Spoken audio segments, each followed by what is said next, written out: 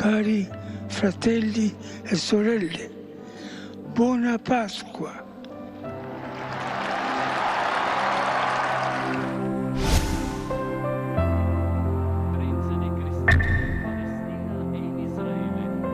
Carissimi fratelli e sorelle, con profondo dolore devo annunciare la morte del nostro Santo Padre Francesco. Alle ore 7:35 di questa mattina, il Vescovo di Roma Francesco è tornato alla casa del Padre.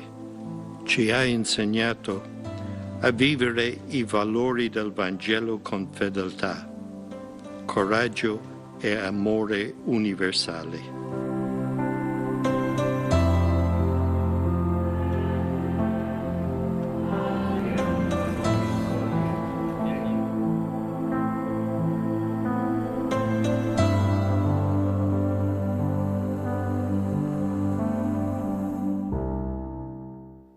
프란치스코 교황이 부활절 다음 날이었던 어제 선종했습니다. 교황에 선출돼 즉위한 지 12년 만입니다. 프란치스코 교황은 선종 전날까지도 바티칸 성 베드로 광장에 모인 신자들 앞에 모습을 드러냈고 또 부활절 축하의 인사를 건네기도 했는데요. 그래서 더 충격과 슬픔이 크게 다가옵니다. 관련 내용 가톨릭대 성신교정 신학과 교수인 송정호 신부님과 함께 자세히 짚어보겠습니다. 신부님 어서 오십시오. 네, 안녕하십니까. 네, 자 프란치스코 교황이 올해 88세고 또 이 최근에 폐렴으로 입원했었습니다만 부활절 때 저렇게 신도들한테 인사하는 걸 보고 바로 다음 날 선종하실 거다 이렇게 예상했던 분은 많지 않았을 것 같습니다. 네, 프란치스코 교황님께서 지난 2월에 폐렴으로 입원하신 다음에 3월 달에 다시 퇴원하시고 바티칸 숙소인 성녀 마르타 집에서 잘 머무셨습니다. 당시 전 세계에서 많은 신자들이 건강을 회복하고 돌아오신 프란치스코 교황님 보면서 많이 기뻐했었는데요.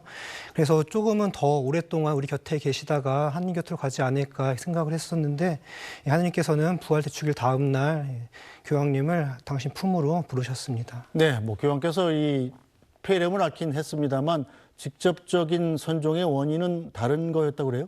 네, 교황청에서 공식적으로 발표한 사인은 뇌졸중, 혼수 상태, 비가역적 심혈관계 붕괴라고 밝혔고요. 거기다가 기저질환으로는 폐렴, 기관지 확장증 그런 것들을 이야기했었습니다. 네, 자 프란치스코 교황이 남긴 마지막 부활절 인사, 전쟁하는 세상의 평화를 이었습니다. 자, 사실상 세상에 남긴 마지막 인사이자 당부가 됐는데 그 내용도 자세히 전해 주시죠. 네, 프란치스코 교황님께서는 4월 22일 부활 대축일을 맞이해서 전 세계에 보내는 메시지를 발표하셨는데 여기서 고통과 불안 속에 있는 이들을 위로하시면서 전 세계의 분쟁 종식을 촉구하셨습니다.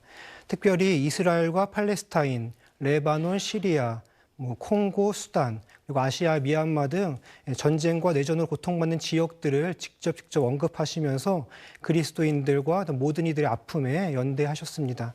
교황님은 즉각적인 휴전, 인질 석방, 굶주리는 이들을 위한 인도적 지원을 호소하시면서 진정한 평화는 군축에서부터 시작된다라고 강조하셨습니다.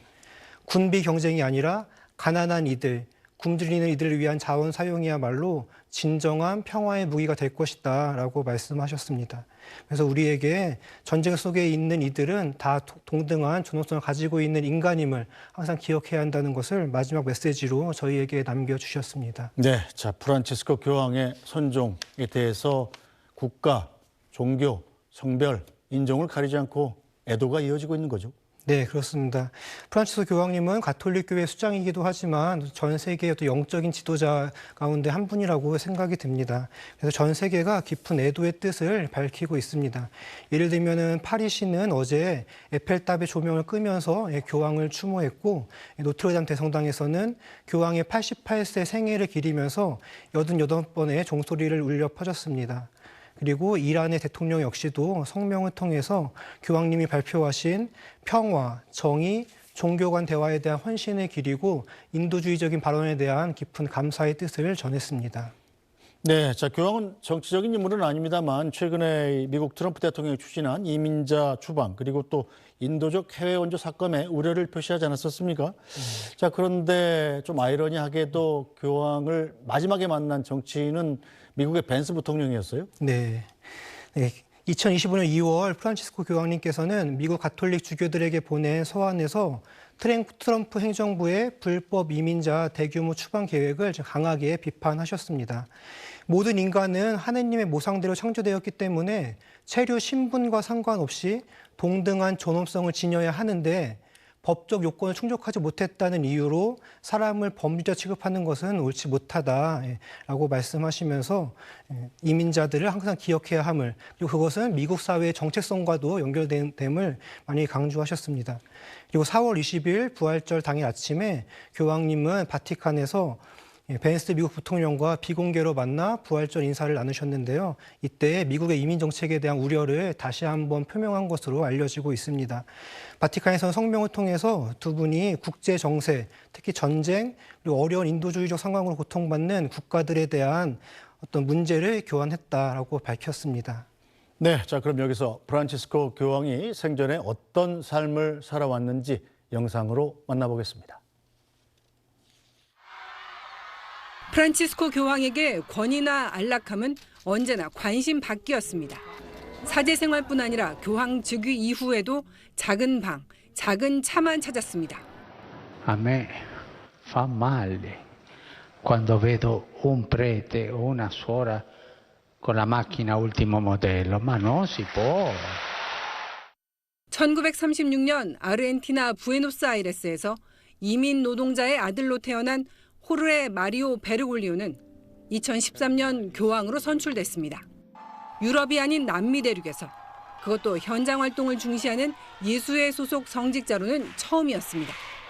난민 문제 해결을 호소하고 종교 갈등을 중재하고 전쟁 중단을 촉구했습니다. Rivolge innanzitutto al presidente della Federazione Russa, supplicandolo di fermare anche per amore del suo popolo questa spirale di violenza e di morte. 성직자 범죄에 대한 사과 등 가톨릭 교회 정화에도 적극 나섰고 성소수자에 대한 포용을 강조하며 동성 커플에 대한 축복도 허용했습니다. 네, 자, 프란치스코 교황, 최초의 남미 출신 교황으로서 이 종파를 떠나서 많은 분들의 사랑을 받았던 교황 아니겠습니까? 네. 혹시 잘 모르시는 분들을 위해서 프란치스코 교황 어떤 분이었는지 설명을 부탁드리겠습니다. 네, 교황님께서는 1936년도에 아르헨티나에서 탄생하셨고요. 부에노스아이레스에서 교구장으로 역임하시다가 2001년에 추기경으로 서임이 되셨습니다. 그래서 그 다음에 2013년에 제266대 교황으로 선출이 되셨는데요. 항상 교회를 야전병원에 비유하시면서 고통받는 사람들에게 다가가기를 많이 강조하셨고 예수 그리스도를 따라서 하느님의 자비를 삶으로 증거하시는 데에 많은 방점을 두었다라고 할 수 있습니다. 교황님께서는 예수 그리스도와의 인격적 만남을 사람들에게 많이 강조하셨고 첫 번째 교황 공고인 복음의 기쁨에서 예수님을 만난 이들이 기쁨으로 충만해지는 그 삶에 대한 가치를 많이 말씀하셨습니다. 또한 교황님은 사회적 약자들과 함께하는 삶을 많이 실천하신 분으로 유명한데요.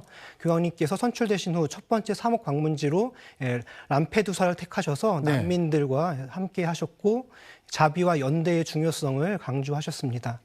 또 성목요일에는 첫 세종례를 소년원에서 보내시면서 그들이 항상 하느님 곁에 있음을, 하느님이 그들과 함께하고 있음을 알려주신 분이라고 할 수 있습니다. 또한 교황님께서는 환경 문제에 많은 관심이 있으셔가지고 지구 공동의 집에 대해서 우리가 어떻게 목소리를 내야 되는가, 어떻게 환경을 보호해야 할 것인가, 거기에 많은 노력을 기울이신 분이라고 말씀드릴 수 있을 것 같습니다. 네, 자, 프란치스코 교황 지난 2013년 교황에 취임을 했는데 이 당시에 베네딕토 16세 교황이 사임을 했었어요. 네. 원래 교황은 지금처럼 선종을 하셔야 네. 다음 교황이 선출되는데 그때 상황도 좀 특별했었어요. 네, 원래는 교황은 종신직이어가지고 돌아가실 때까지 교황 직무를 수행하시는 게 맞는데 2013년에 베네딕토 교황님께서는 건강상의 이유로 교황직을 사임하셨습니다. 그래서 프란치스코 교황님이 2013년도에 교황으로 선출이 되시고 직무를 이어가게 됐습니다. 당시 가톨릭 교회 안에는 여러 가지 문제점들이 있다라고 세상에서도 이야기되는 부분이 있고 그것을 발판으로 해서 프란치스코 교황님께서 많은 부분들을 어떤 개혁하신 부분도 있습니다만 분명한 것은 베네딕토 교황님께서 사임하신 것은 건강상의 이유로 사임하신 것이 맞다라고 말씀드리고 싶습니다. 네, 자 교황은 지금 성소수자 문제, 특히 이 가톨릭에서 상당히 민감하게 생각하고 있는 문제인데 성소수자 문제에 대해서도 상당히 좀 전향적인 입장을 보였었습니다. 오늘 교황님께서 성소수자들을 항상 포용하고 그들이 지니고 있는 선한 마음에 대해서 가치를 두신 것은 분명히 맞고 그들을 포용할 수 있는 사목적 방안들에 대해서도 언급하셨습니다. 그렇지만 교황님께서 가톨릭 교회의 교리를 바꾸시거나 가르침의 정통에서 벗어나서 다른 말씀은 하신 적이 없어가지고 그런 것들은 조금은 좀 이렇게 걸러서 볼 필요가 있다라고 생각이 듭니다. 네, 저 가톨릭 교회는 지금 유럽을 중심으로 너무 오랫동안 이어져 오다 보니까 대단히 보수적이고 또 일부 인사들은 이 부와 권력을 탐하다가 문제가 된 적도 있지 않았었습니까? 아주 예전 일입니다만. 자, 프란치스코 교황이 추구했던 가톨릭 교회 개혁은 어떤 내용이었습니까? 네, 교황님께서 여러 가지 가톨릭 교회 문제점들을 정리하시려고 노력을 하셨었는데 많이 이야기하는 것들 중에 하나는 어떤 바티칸의 어떤 투명성에 관련된 것들 많이 강조하셨고 중앙 집권화해야 하는 것에 대한 반대를 하셔가지고 개별 교회, 지역 교회에 더 많은 권한을 이양하려고 하셨습니다. 또 가톨릭 교회의 큰 아픔이었던 성추문과 관련해가지고 공개적으로 사과를 말씀하시고 관련된 범죄자들에 대해서 단호하게 처벌을 요구하셨습니다. 네, 자 프란치스코 교황 건강 이상설이 지금 올 초부터 계속 나왔고 또 지난 2월 이후에는 여러 번 위독한 상황을 맞고 있기도 하지 않았었습니까? 그 당시에 굉장히 쾌유를 기원하는 편지와 그림들이 교황의 병실 앞에 굉장히 쇄도했었다고 그래요. 네. 2월 달에 폐렴으로 입원하신 다음에 많은 신자분들이 교황님께서 입원하신 병원 앞에 와가지고 교황님의 쾌유를 빌면서 여러 가지 메시지들을 남겨놓았습니다. 아마도 그런 기도들이 모여가지고 교황님께서 조금 더 우리와 함께 지내실 수 있지 않았을까 그렇게 생각이 들고요. 저 개인적으로는 기억이 남는 것이 제가 로마 소식을 좀 듣기 위해서 로마 라디오를 킨 적이 있었는데 그때 대성당에서 다 함께 신자분들이 모여서 교황님을 위해 기도하는 것이 방송되고 있었거든요. 네. 그것이 저한테 굉장히 인상적으로 남았던 순간입니다. 네, 자 어쨌든 교황이 한 달 넘게 치료를 받고 기적적으로 퇴원을 하지 않았습니까? 자 불편한 몸이었을 텐데 마지막으로 찾은 곳이 바로 휠체어를 타고 교도소에 가셨었어요? 네, 원래 교황님께서는 성목요일, 부활 대축일 전에 있는 그 목요일에 교도소를 방문하셔가지고 그들을 위로하시고 그들에게 당신 사랑을 표현하셨는데 이번에도 그 불편한 몸을 이끌고서 교도소를 방문하셨습니다. 교도소에서 평상시처럼 세종례는 하지 못하셨지만 그들을 위로하시면서 묵주와 복음서를 선물로 주셨습니다. 자, 프란치스코 교황은 우리나라와도 깊은 인연이 있었습니다. 취임 후 세 번째 방문국이 바로 한국이었는데요. 우리 국민들이 큰 슬픔에 빠졌던 순간에 한국을 찾아와서 위로를 전했습니다.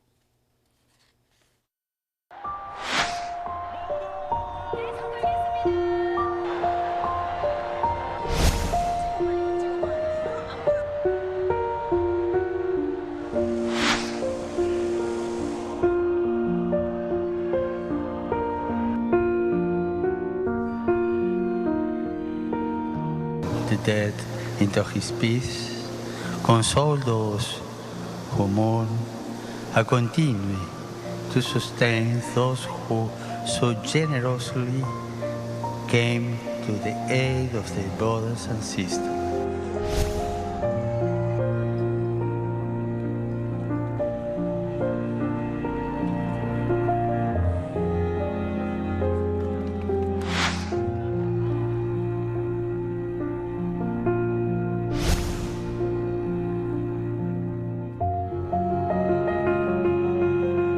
Lei deve essere neutrale, ma senti, col dolore umano non si può essere neutrale. 네, 전 교황이 저 인간의 고통 앞에 중립이란 말은 없다. 이 말이 굉장히 가슴에 와닿습니다. 보니까 세월호 참사 당시에 유족들을 또 위로했고 또 일본부 강제 위안부 할머니들도 만나기도 했어요. 네, 그렇습니다. 교황님께서는 항상 사회적 약자들에 대한 관심이 많으셨고 한국을 방문하셨을 때도 본인이 생각하시기에 가장 약자를 세월호 가족들, 그다음에 위안부 피해자 할머니들이라고 생각하셔가지고 그들에게 깊은 위로를 전하셨습니다. 자, 교황은 지금 해외를 나갈 때 방문을 할 때 탔던 차들도 굉장히 네. 화제가 되지 않습니까? 한국 왔을 때는 국산 소형차를 탔어요. 네, 교황님께서는 항상 검소한 삶, 교황님께서 교구장으로 재임하실 때에도 굉장히 대중교통을 이용하시거나 검소한 모습을 많이 보여주셨었는데 한국에 방문했을 때도 작은 국산 소형차를 이용하셨고 성직자들이 왜 이렇게 좋은 차를 타느냐라고 비판을 많이 하시면서 어떤 그 하느님을 따르는 데 있어서 재물과의 재물에 너무 집착하는 모습들에 대해서 경계를 하셨습니다. 자, 교황이 지금 한국에 오셨을 때 이 북한을 방문해서 만약에 초청을 한다면 한반도 평화를 위해서 노력하겠다 이런 얘기도 했었는데 결국 그 소망은 이루어지지 못했군요. 네, 교황님께서는 한국에 대해서 관심이 많으셨고 특별히 남북 분단 상황에서 이 평화의 보루라고 할 수 있는 한국에 대해서 많이 관심을 가지셨고 평화의 메시지들을 전하셨습니다. 그래서 북한에 대한 방문 가능하다면 하실 수 있다는 말씀을 하셨는데 결국엔 그 말씀은 이루지 못하셨고 아마도 다음 교황님께서 또 그런 지향을 가지고서 한반도 평화를 위해서 활동하시지 않을까 그런 생각을 합니다. 네, 자 이태원 참사나 무안공항 여객기 참사 때도 교황이 잊지 않고 위로의 메시지를 전했었죠. 네, 교황님께서는 한국에서 큰일 있을 때마다 항상 그 슬픔에 잠겨 있는 국민들을 위로하기 위한 메시지를 전하셨는데요. 대표적인 것이 이태원 참사 때 있었고 작년에 있었던 그 제주 무안 항공 참사 있었고 가장 최근에는 산불 피해 관련해 가지고도 큰 아픔에 대해서 공감하신다는 메시지를 발표하셨습니다. 네, 자 프란치스코 교황의 그럼 장례미사는 언제 어떻게 열립니까? 프란치스코 교황님 장례미사는 9일 동안의 공식적인 애도 기간을 거친 다음에 그다음에 진행이 되겠고요. 오늘 아침에 이제 바티칸 시각으로 오늘 아침에 전체 회의를 통해 가지고 결정되는 것으로 알고 있습니다. 장례식도 뭐 대단히 검소하게 치러진다고 들었습니다. 네, 교황님께서는 작년에 그 교황 장례 예식을 변경하시면서 굉장히 검소하게 할 것을 요구하셨고 예를 들면은 관을 3개로 만드는 것이 아니라 하나의 목관으로만 만들어라 이런 식으로 말씀을 하셨습니다. 그래서 검소하게 장례 예식도 진행되지 않을까 생각을 하고 있습니다. 네, 저 교황께서 이 유언을 하셨다고 그래요. 시신은 바티칸이 아닌 로마 시내 산타 마리아 마조레 대성전에 안장해달라 이렇게 요청을 했던데 이건 무슨 뜻입니까? 네, 교황님께서는 산타 마리아 마조레 대성당에 대해서 평상시에 각별한 애정을 가지고 계셨고 성모님께 대한 특별한 신심을 지니고 계셨습니다. 그래서 해외를 나가시거나 돌아오셨을 때 그곳에 방문해가지고 기도를 많이 하셨고 이번에도 태어나셔가지고 다시 그곳에 방문하셔서 거기서 기도를 하셨는데 거기에서 묻히고자 하시는 그 열망을 유언으로 남겨놓으셨습니다. 네, 자 가톨릭 신자들은 물론 전 세계가 슬픔에 빠져 있기 때문에 질문하기 좀 조심스럽습니다만 이 신부님께 이 질문도 좀 드려보겠습니다. 이 교황이 선종하셨으니까 차기 교황을 뽑아야 될 텐데 어떤 분들이 거론되고 있나요? 글쎄요. 뭐 정확히 어떤 분이 거론되고 있고 어떤 분들이 유력하다라는 이런 보도들도 좀 나오고 있는 것 같긴 한데 지금은 공식적인 애도 기간이기 때문에 그 말씀을 드리는 건 조금은 조심스러울 것 같고요. 분명한 것은 프란치스코 교황님의 뜻을 이어가지고 한국 교회를 이어갈 수 있는 그 전 세계 교회를 이어갈 수 있는 훌륭하신 분이 되지 않을까 그런 생각이 듭니다. 지금 화면에 나오고 있는 이런 분들이 다 언급이 되고 있는 분들이기는 합니다. 네, 이탈리아, 헝가리, 콩고, 미국, 한국의 유흥식 추기경이시죠? 네, 지금 성직자부 장관으로 계시는 유흥식 라자로 추기경님께서도 투표권을 지니고 있으시고 교황님이 될 수 있는 후보 가운데 한 분이라고 할 수 있습니다. 이 콘클라베를 통해서 지금 거론되고 있는 이 새 교황 후보들을 어떻게 뽑게 됩니까? 콘클라베라는 방식은 만 80세 미만의 추기경님들이 투표권을 지니게 되고요. 하루에 2차례 진행되는 투표에서 투표자의 3분의 2 이상이 지지할 때에 교황님으로 선출되게 됩니다. 새 교황이 선출되면은 곧바로 직무를 시작하시게 되고 대성당 발코니에서 하베무스 빠밤, 우리에게는 교황이 있습니다라는 의미인데 그 말씀을 통해서 교황 직무를 시작하게 됩니다. 지금 거론되고 있는 추기경 교황 후보들을 다시 한번 좀 보여주시겠습니까? 우리 유흥식 추기경이 포함되어 있는 게 상당히 눈에 띄는데, 자, 그렇다면 좀 한국 출신 교황이 선출될 가능성이 아예 없다고는 할 수가 없겠군요. 그렇죠. 모든 추기경님들이 후보가 되시는 거기 때문에 뭐 가능성은 있다고 말씀드릴 수 있습니다. 네, 그동안 주로 교황들은 유럽 근처의 나라들 출신들이 되게 맡으셨었고, 지금 프란체스코 교황만 해도 남미 출신이라서 굉장히 좀 주목을 받았던 교황이었는데, 앞으로 가톨릭계가 이 교황을 선출하는 방식에 이러한 변화가 좀 있을 가능성도 좀 있을까요? 거기에 대해서는 말씀드리긴 좀 조심스러운 부분이고, 또 네. 선출 방식이나 이런 것에 대해서는 아마 최대한 합리적인 방식으로, 그다음에 하느님의 뜻을 반영할 수 있는 것으로 이루어지리라고 생각이 들고, 뭐 아시아 쪽에서도 교황이 나올 수 있지 않을까라는 생각들은 뭐 하는 분들이 있긴 있습니다. 네, 교황께서 지금 12년간 재위를 하면서 여러 가지 메시지를 전했었는데, 신부님 마음속에 가장 깊게 남아있는 메시지는 어떤 겁니까? 저도 아까 그 리포팅에 나오긴 했지만 고통 앞에는 중립 없다, 이 말씀에 대해서 굉장히 깊이 공감을 하고 있고, 또 송직자인 저에게 하신 말씀 가운데 하나는 교회는 야전병원이 되어야 한다. 교회 안에서 갇혀가지고 신자들이 오기를 기다리는 것이 아니라 어려움 속에 있는 신자들을 찾아가서 그들의 고통에 함께할 것을 요구하신 그 메시지가 강하게 기억에 남습니다. 네, 자, 오늘 말씀은 그럼 여기까지 듣겠습니다. 송정호 신부님 말씀 잘 들었습니다. 네, 감사합니다. 네, 지난 12년간 14억 가톨릭 신자를 이끌어온 프란치스코 교황 선종했습니다. 교황은 이렇게 떠났지만 낡은 구두를 신고 철제 십자가를 목에 걸고 또 소형차에 몸을 실었던 그분의 가르침은 영원히 세상에 남아있을 겁니다.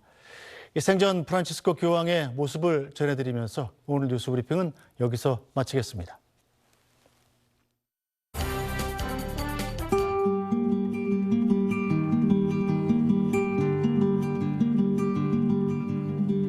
Il mio appello si rivolge innanzitutto al Presidente della Federazione Russa, supplicandolo di fermare anche per amore del suo popolo questa spirale di violenza e di morte.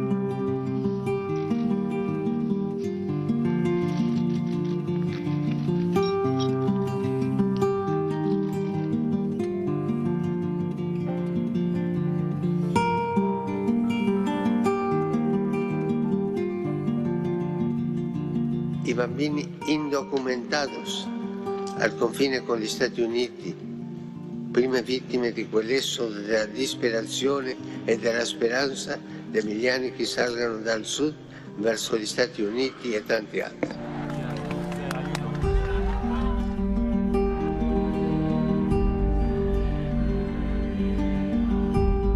Lei deve essere neutrale, ma senti, col dolore umano non si può essere neutrale.